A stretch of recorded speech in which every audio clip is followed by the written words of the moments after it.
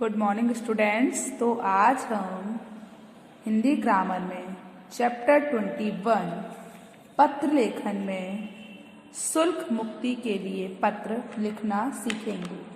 क्या करेंगे? आज हम हिंदी ग्रामर के चैप्टर 21 में शुल्क मुक्ति के लिए पत्र लिखना सीखेंगे। शुल्क मुक्ति मतलब फीस माफ करवानी होती है, उसके लिए पत्र लिखना सीखेंगे। शुल्क का मतलब होता है फीस, मुक्ति माफ। फीस माफ के लिए हम पत्र लिखना सीखेंगे। तो जैसे कल मैंने आपको अवकाश के लिए पत्र लिखना सिखाया था, वैसे ही आज मैं आपको शुल्क मुक्ति के लिए प्रार्थना पत्र लिखना सिखाऊंगी। ओके, तो चलिए स्टार्ट करते हैं। तो पत्र क्या है हमारा? शुल्क मुक्ति के लिए प्रार्थना पत्र। तो वही सबसे पहले आप क्या डालेंगे? सेवा में। उसके बाद श्रीमान प्रधानाचार्य या फिर श्रीमती प्रधानाचार्य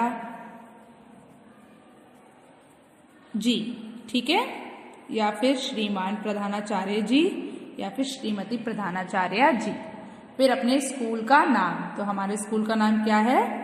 Krishna public junior high school, ठीक है, यहाँ लिख दीजिए। फिर अपने शहर का नाम, तो हमारे शहर का नाम क्या है? फिरोजाबाद। तो सेवा में श्रीमती प्रधानाचार्य जी, Krishna public junior high school, Firozabad. महोदय, फिर क्या लिखना है? महोदय। अब देखिए, अगर कोई पुरुष होता है तो हम महोदय बोलते हैं, अगर हमारी प्रधानाचार्य कोई महिला होती हैं तो हम महोदया बोलते हैं। तो हम क्या लिखेंगे? महोदया, ठीक है। तो सेवा में श्रीमती प्रधानाचार्य जी, Krishna public junior high school, Firozabad. महोदया, सविनय निवेदन यह है कि या सविनय निवेदन है कि आपके विद्यालय में हम 2 भाई बहन पढ़ते हैं। क्या है? आपके विद्यालय में हम 2 भाई बहन पढ़ते हैं। मेरे पिता एक साधारण अध्यापक हैं। जो भी आपकी प्रॉब्लम है वो भी बतानी होती है कि आप अपनी फीस माफ क्यों करवाना चाहते हैं, ठीक है। तो मेरे पिता एक साधारण अध्यापक हैं और उनकी आर्थिक स्थिति ऐसी नहीं है कि वे हमारी पढ़ाई का भारी भरकम बोझ उठा सकें। उनकी आर्थिक स्थिति ऐसी नहीं है, मतलब उनकी कंडीशन ऐसी नहीं है कि वो हमारी पढ़ाई का बोझ उठा सकें। अतः आपसे विनम्र प्रार्थना है कि मुझे शुल्क मुक्ति प्रदान करने की कृपा करें। अतः आपसे मेरी क्या प्रार्थना है? कि आप मुझे शुल्क मुक्ति प्रदान करने की प्रार्थना करें, मतलब आप मुझे मेरी फीस माफ करने की जो मैंने आपको प्रार्थना भेजी है उसको स्वीकार करें। मैं आपका अत्यंत आभारी होऊंगा, ठीक है। और अगर कोई लड़की है तो होंगी। तो बच्चों, आपको ये शुल्क मुक्ति के लिए प्रार्थना पत्र समझ आया? चलिए एक बार फिर से पढ़ते हैं ताकि आपको ये लर्न भी हो जाए, ठीक है। तो शुल्क मुक्ति के लिए प्रार्थना पत्र, सबसे पहले सेवा में श्रीमान प्रधानाचार्य या फिर श्रीमती प्रधानाचार्य जी, पर हमारे स्कूल में क्या है? महिला प्रधानाचार्य हैं, मतलब तो क्या लिखेंगे हम? श्रीमती प्रधानाचार्य जी। सेवा में श्रीमती प्रधानाचार्य जी, Krishna public junior high school, Firozabad. महोदया, सविनय निवेदन है कि आपके विद्यालय में हम 2 भाई बहन पढ़ते हैं। मतलब कितने भाई बहन पढ़ते हो आप? 2 भाई बहन पढ़ते हो।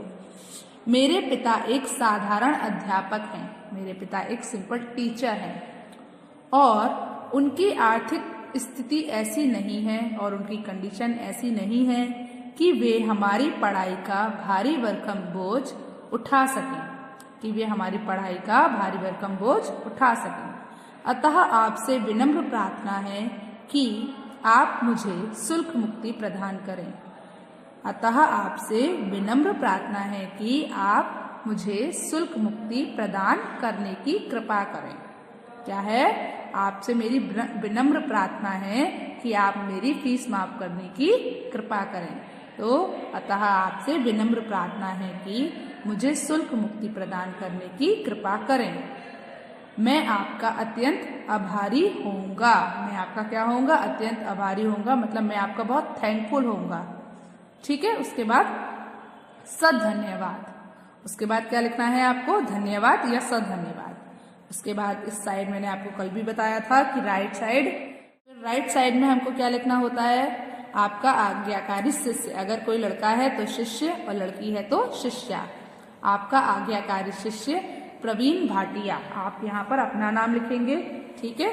किसका नाम लिखेंगे? यहाँ पर आप अपना नाम लिखेंगे। फिर कक्षा, आप जिस कक्षा में पढ़ते हो उसका नाम। तो आपको ये समझ आया प्रार्थना पत्र? आपको क्या करना है बताइए?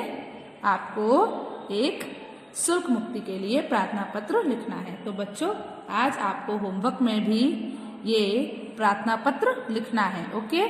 तो शुल्क मुक्ति के लिए प्रार्थना पत्र आज आपको होमवर्क में भी लिखना है। और बाकी के जितने भी मैं आपको प्रार्थना पत्र सिखा रही हूँ वो सिर्फ रीड करने हैं, आपको अपनी नोटबुक पर नहीं लिखना है। ये शुल्क मुक्ति का प्रार्थना पत्र आपको अपनी नोटबुक पर लिखना है। ओके। और बाकी के मैं आपको जितने भी प्रार्थना पत्र सिखा रही हूँ वो सिर्फ आपको रीड करने हैं और समझने हैं, आपको नोटबुक पर नहीं लिखने हैं। ओके। चलिए देखते हैं अगला क्या है। अगला प्रार्थना पत्र है हमारा स्थानांतरण एवं चरित्र प्रमाण पत्र हेतु। मतलब हम किसी और दूसरी जगह पर जा रहे हैं, इसलिए कि हमारा कैसा चरित्र है, हम कैसे हैं, इस बारे में प्रमाण पत्र लिखवाना होता है। तो उसके लिए एप्लीकेशन देनी होती है, वो एप्लीकेशन। तो सबसे पहले सेवा में, फिर श्रीमती प्रधानाचार्य जी। हमारे स्कूल की तो श्रीमान नहीं है तो हम क्या लिखेंगे? श्रीमती प्रधानाचार्य जी, Krishna public junior high school, Firozabad, महोदया। अब आगे देखें क्या है।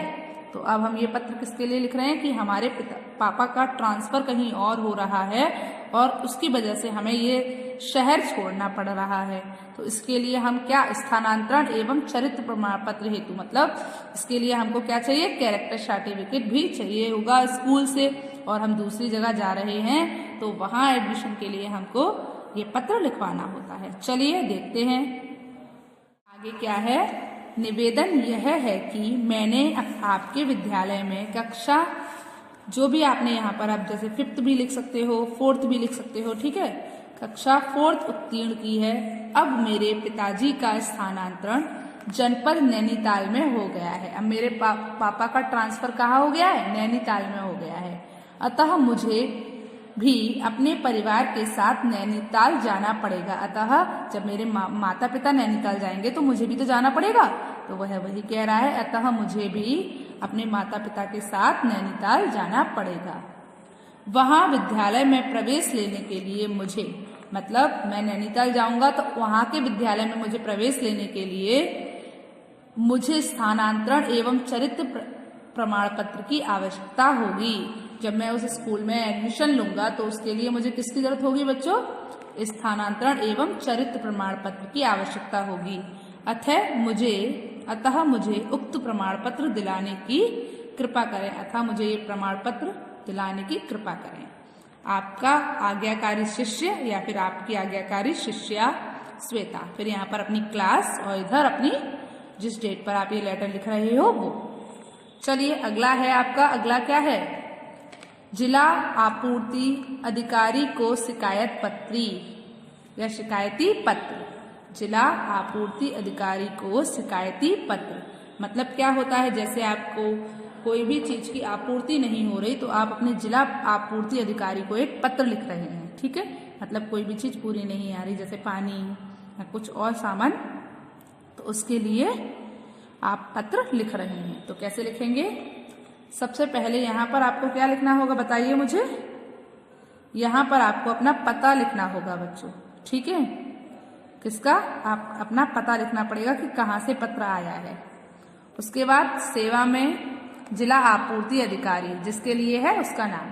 जिला आपूर्ति अधिकारी मुजफ्फरनगर, यहाँ पर आप अपना शहर लिख सकते हो फिरोजाबाद। मान्यवर, निवेदन है कि पिछले 6 महीने से हमारी कॉलोनी में गैस की आपूर्ति नियमित रूप से नहीं हो रही है। मतलब पिछले 6 महीने से हमारी कॉलोनी में गैस पूरी तरीके से नहीं आ रही है, जिससे कॉलोनी के सभी लोगों को भारी परेशानी का सामना करना पड़ रहा है। जिससे लोगों को बहुत परेशानियां आ रही हैं और उनका हमको मुकाबला करना पड़ रहा है। ठीक है, जिससे क्या हो रहा है, जिससे कॉलोनी में सभी लोगों को भारी परेशानी का सामना करना पड़ रहा है, मतलब बहुत सारी परेशानियां आ रही हैं। हम इस विषय में गैस एजेंसी के भी कई चक्कर काट चुके हैं और इस वजह से हम गैस एजेंसी भी जा चुके हैं बहुत बार, किंतु हमारी प्रार्थना पर कोई सुनवाई नहीं हो रही है। लेकिन वहाँ हमारी जो प्रार्थना है उस पर कोई सुनवाई नहीं हो रही है। आशा है आप हम लोगों की कठिनाई को समझेंगे और उसका निवारण के लिए उपयुक्त कार्रवाई करेंगे। मतलब आशा है कि आप जो हमारी परेशानी है उसको समझेंगे और उसके निवारण के लिए उपयुक्त कार्रवाई करेंगे। मतलब उसका निवारण मतलब उसका हल निकालने के लिए आप उपयुक्त कार्रवाई करेंगे। धन्यवाद। फिर जहाँ पर भाव दिए देवपुरम का निवासी, देवपुरम के सभी निवासी, मतलब एक जगह है जहाँ पर देवपुरम, वहाँ के सभी लोगों ने ये पत्र लिखा है, इसलिए यहाँ पर इस तरीके से लिखा गया है। चलिए अगला पत्र देखिए क्या है। अगला हमारा जो 3 पत्र सिखाए थे मैंने आपको, व्यक्तिगत पत्र, प्रार्थना पत्र और व्यापारिक पत्र। तो हम आपको 2 पढ़ा चुके हैं, व्यक्तिगत पत्र और प्रार्थना पत्र। अब एक अगला है व्यापारिक पत्र, जिसमें क्या होता है, हम अपने व्यापार से संबंधित पत्र लिखते हैं। तो बच्चों सिर्फ आपको इस पत्र को रीड करना है और कुछ भी नहीं करना है। ठीक है, तो आप इसको पढ़ लीजिए और समझ लीजिए। व्यापारिक पत्र, अश्वनी पुस्तक भंडार, मतलब एक पुस्तक भंडार वाले हैं, उन्होंने कुछ बुक्स भेजी हैं। ठीक है, मुरादाबाद दिनांक, यहाँ अपनी डेट भी डालनी है आपको। सेवा में व्यापार प्रबंधक, बुकमैन इंडिया, न्यू दिल्ली, मतलब नई दिल्ली महोदय।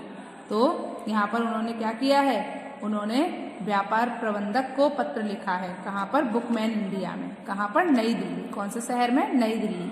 ठीक है, किसने, अश्वनी पुस्तक भंडार वाले ने। तो उन्होंने जो बुक्स भेजी हैं उनके बारे में लिखा है। तो यहाँ पर पता, फिर सेवा में व्यापार प्रबंधक, बुकमैन इंडिया, कहाँ का है बुकमैन इंडिया, बुकमैन इंडिया, नई दिल्ली महोदय। हमें निम्नलिखित पुस्तकें तुरंत सवारी गाड़ी से भेजने की कृपा करें।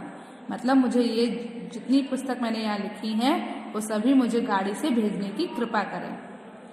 RR पंजाब नेशनल बैंक मुख्य शाखा द्वारा प्रेषित करें। ठीक है, तो उन्होंने फिर यहाँ पर जो बुक्स हैं उनके नाम लिख दिए हैं। समझ आया आपको।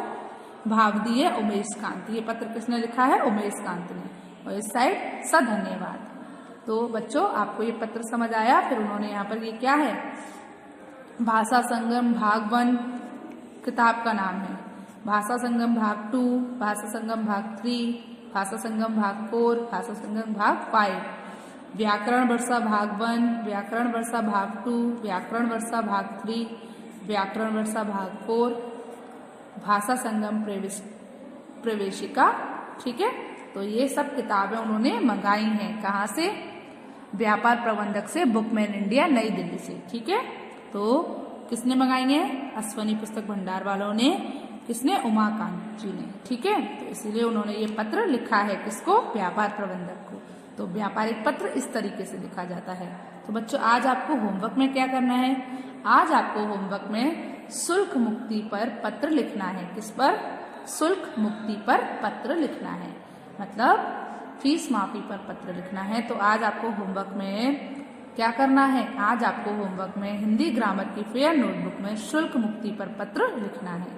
ठीक है, आज के लिए बस इतना ही। चलिए गुड बाय।